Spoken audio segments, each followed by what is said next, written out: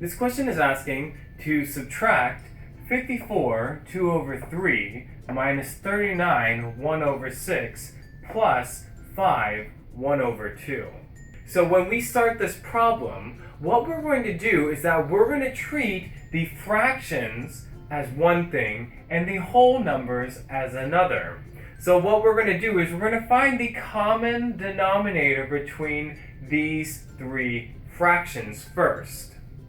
So the common denominator between 2 over 3, 1 over 6, and 1 over 2 is 6. So I'm going to multiply this by 2, and whatever I do at the bottom, I also have to do at the top.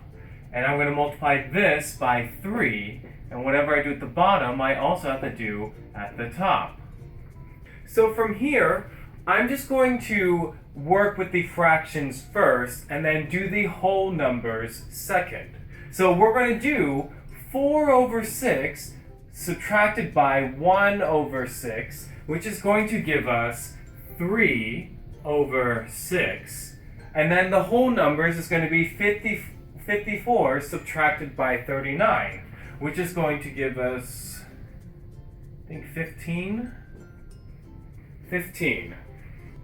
So then what we're going to do is we're going to add this result to 5, 3 over 6. And we're going to split it up just like what we did before. So this 3 over 6 is going to be added together with this 3 over 6, which is going to give us 6 over 6.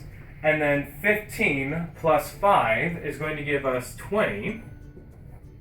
And we know that 6 over 6 is equal to 1.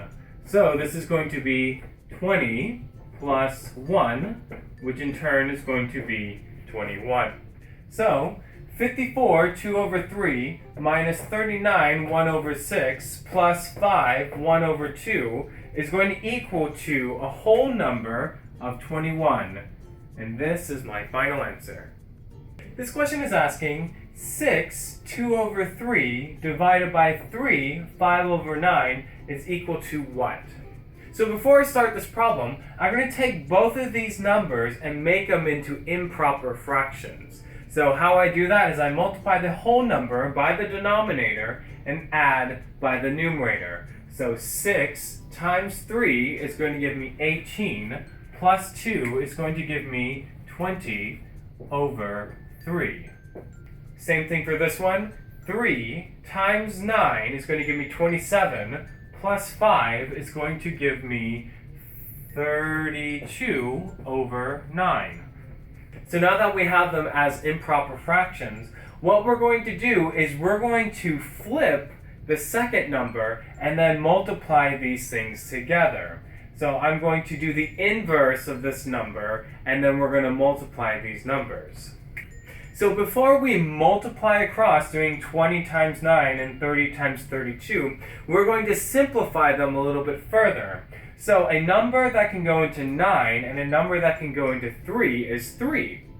3 can go into 3 one time, and 3 can go into 9 3 times. So what number can go into 20 and 32? That number is 4. 4 can go into 32 8 times, and 4 can go into 20 5 times. So now that we've simplified these numbers, it's much easier to multiply them. So now it's going to be 5 times 3 and 1 times 8, which is going to give us 15 over 8, which 8 can go into 15 one time with the remainder of 7 over 8. So 5, 2 over 3 divided by 3, 5 over 9 is going to equal to 1, 7 over 8. And this is going to give me my final answer.